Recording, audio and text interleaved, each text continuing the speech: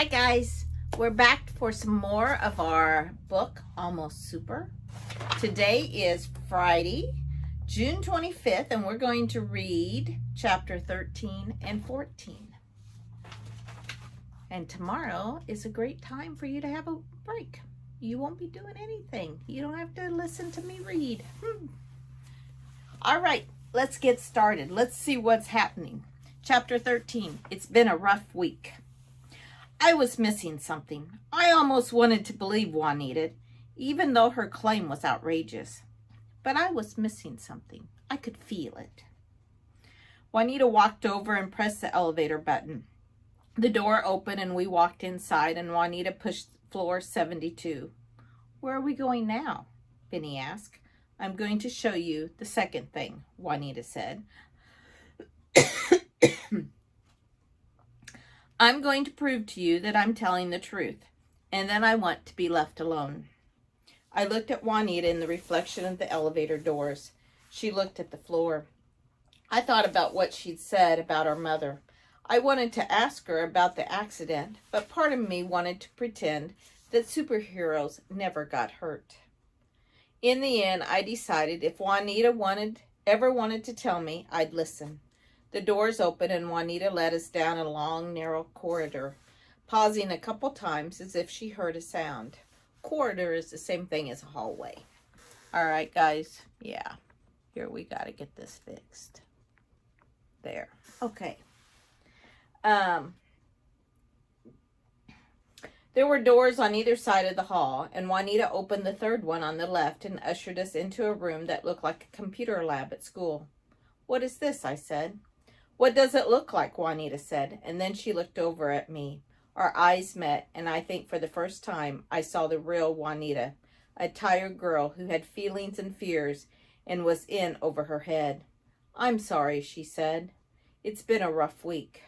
I understand, I said. Us too. Juanita sat down at a computer and opened several browser windows. She entered some usernames and passwords, logging into several different systems, and then stood up. There you go, Juanita said. I've given you access to our entire system. You have emails, calendar items, files, everything. I didn't quite know what to do. Benny coughed behind me. It didn't feel right to just start snooping around in their personal files. I'm not going to let you do anything, Juanita said, but if you look through all our files, you'll see we have no plans for doing anything wrong. You'll see all our communications is about how to stop the villains. You guys. There's over 500 gigabytes of information. You know we couldn't fake that. I sat at the computer and started clicking. Benny eventually sat down at another computer and opened an online game. At first I looked through the files, and as far as I could tell, there weren't any blueprints for death rays or plans for world domination. There were quite a few collections of music, and I noticed that the Johnson family seemed to like the classics, Mozart, Vivaldi. There were also a lot of pictures, birthdays, family reunions. I found a map of the city where they'd made guesses about our headquarter locations. I was pleased to see they weren't even close. I opened the browser where Juanita had logged into the email system. I don't want to go reading through people's personal emails, I said. That doesn't feel right. I thought I saw a hint of a smile on Juanita's face. I'm glad to hear that, Juanita said. Here. Juanita took the keyboard and typed in a few commands. This is the email account we use for all our official superhero communications to the mayor, the city council, that sort of thing. There's nothing personal. The emails proved much more interesting. I got lost in scrolling through them. There were messages to the mayor asking for support in fighting the villains.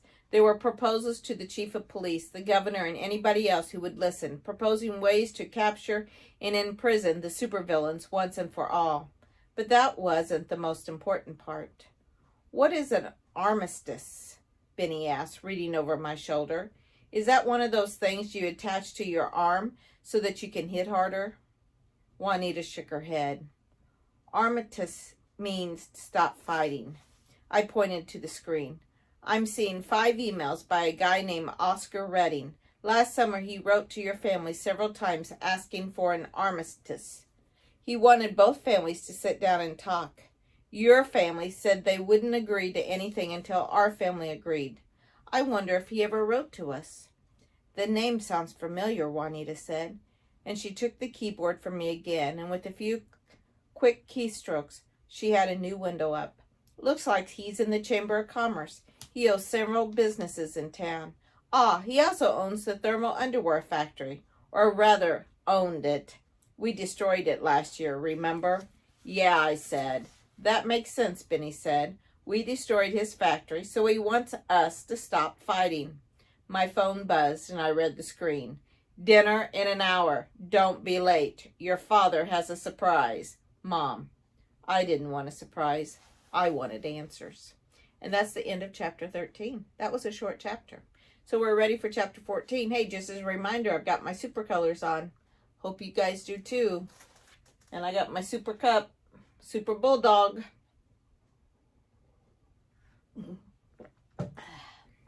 Chapter 14. That's not a surprise. That's a kick in the teeth. Juanita led us back to the street, and Benny and I rode the bus home in silence. I felt like I had all the pieces to a puzzle, but I couldn't get them to fit. By the time I got off the bus, I was as confused as ever. That night at dinner, Dad hinted twice at the surprise. "Our super suits?" Benny's eyes were hungry. "Are our super suits down in the root cellar?" Said Dad, making a mock scolding motion with his finger. "No questions till after dinner." Benny ate with gusto, shoveling food into his mouth like it was a race. After dinner, Rodney stayed upstairs to clear the table and do the dishes. Dad and Mom led Benny and me down to the main room of the root cellar. Dad leaned against the work table and tried a little too hard to look casual. Mom sat in a chair and smiled, but she looked nervous, like she was about to put on a big show. Clearing his throat, Dad said, "As you boys know, this family has a wide variety of superpowers, and those superpowers are used for different purposes." Benny raised his hand, but Dad ignored him. I could tell he had planned out his speech and would keep on talking until he finished. Many of the family's superpowers are quite useful during battles, but other powers work better in the special ops missions, like Great Uncle Pete over in Oak City. He can shrink to roughly the size of a taco. When we need somebody to sneak into a small space, he's our man. Dad clasped his hands behind his back. Other powers, like your brother Rodney's, for example, are much better suited for background work. Rodney is an important member of our team, even though he almost never gets to go into battles. "But he still gets to go every once in a while," Benny said, choosing his words carefully. "And he still has a super suit." Dad looked at Mom as if asking for help. Mom said nothing. Finally, Dad looked back to Benny. "Your mother and I have had a long talk, and we have discussed it with a few other members of the family. And I think for right now, it's better to have you boys stay away from the battles, where it's safe." Benny smiled and nodded. I think I was as surprised as Dad and Mom. Then I saw Benny's eyes grow wide. "Wait!" he cried. "You mean we never get to go into a battle?" "Well," Dad said, "I don't know if you'll never get to go to a battle, but for now, it's just not..." Benny was out of his chair in a flash. "That's not fair!" Desperate, he looked in my direction. "Rafter, tell them. The battles aren't even dangerous. The Johnsons aren't trying to kill us. They think they're superheroes too." Now, wasn't the best time to try to explain anything to my parents, but I couldn't leave my brother out to dry. "He's right," I said. "Dad, you told me on patrol that I should find out for myself. I don't know all the answers yet, but something isn't right. I think we should try to sit down and talk with the Johnsons." Dad rubbed the side of his head with the tips of his fingers. "Dear, can you help me out here?" Mom finally spoke. "The other thing to remember, Benny dear, is that you're both due for a growth spurt. We wouldn't want to get you a super suit and then have you grow right out of it." "Growth spurt?" Benny said, almost shouting.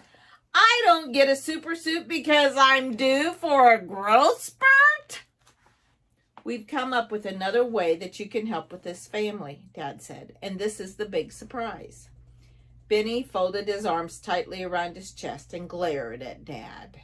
I hoped for Benny's sake that Dad had come up with a suitable replacement for not getting suits. When we go into the special ops missions, Dad said, we usually drive a big van. There's plenty of room in there, and the team usually does some last-minute prep work on this ride to the location, like check their gear, do a few stretching exercises, things like that. You don't want to pull a hamstring in the middle of a special ops mission, Mom said, nodding to Benny and me. Dad continued, but whoever is driving can't prep. Sometimes they show up and the whole team has to wait while they double check their gear. So your mom and I have decided that you boys can become experts at all the motor pool vehicles. When you're old enough to drive, you can prove yourself very valuable by... That's the surprise? Benny asked, his eyes bugging out. We get to work in the motor pool? The motor pool is a very fun place, Mom said. Benny's mouth hung open. That's not a surprise. That's a kick in the teeth.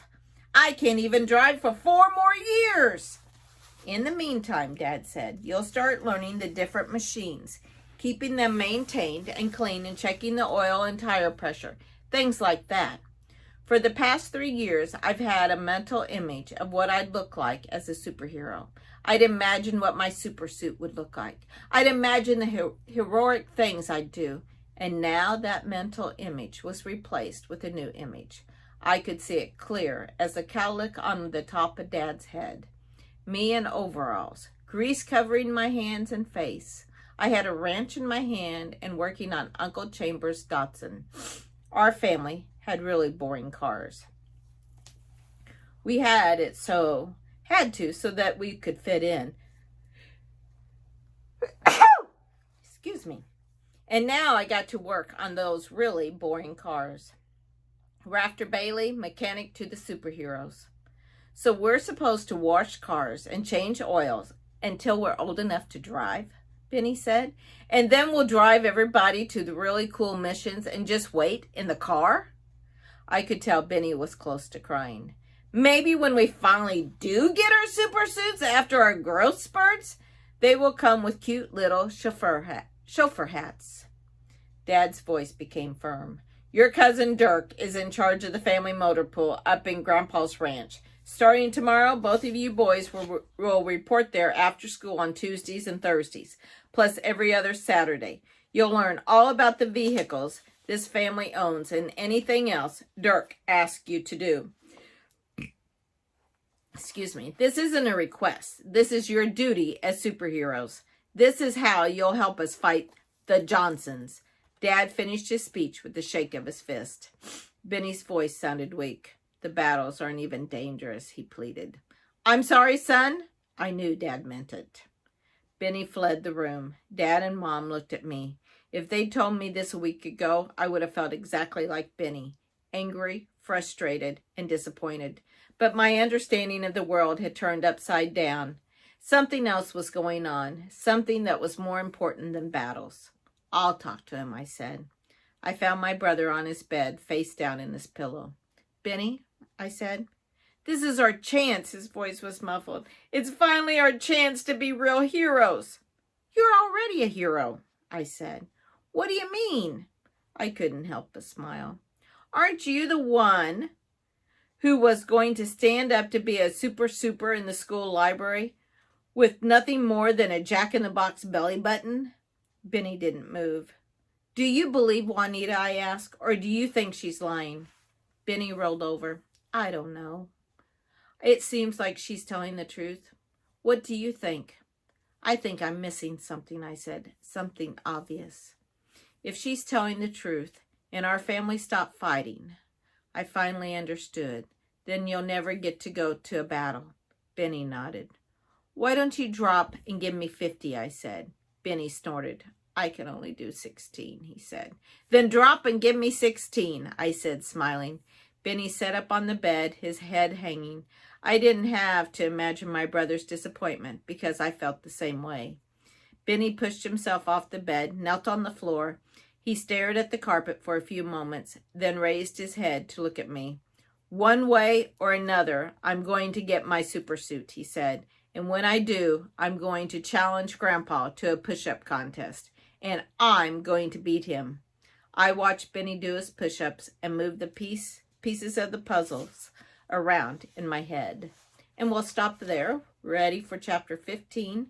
I've always wanted to try broccoli. Do you guys like broccoli?